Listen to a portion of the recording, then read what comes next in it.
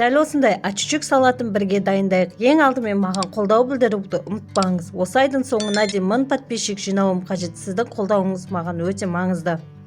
Бұл салат 2-ақ өнімнен тұрады. Ең алдымен бізге пияз қажет болады. Пиязды осылай теркадан немесе қолмен турап алсаңыздар болады. Сақтап турап алу қажетпіз. Өте жұқа, ұсақ болу қажет.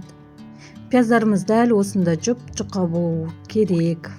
Келесі кезекте помидорымызды тураймыз. Помидорымызды да жұқалап, дәл көрсеткенде етіп турағаныңыз жөн.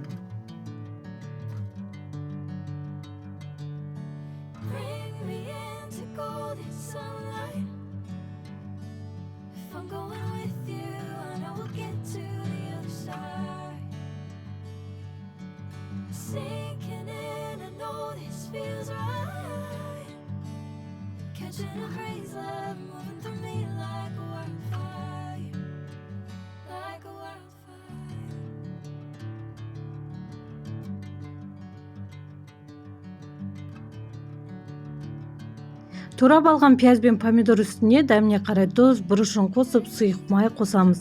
Барлығын жақсылап араластырамыз. Осымен біздің салатымыз дайын болды. Өте дәмді. Кез келген тағамға қосып сұна берсеңіз болады. Ас болсын барлықтарыңызға. Маған тіркелуді ұмытпаңыз.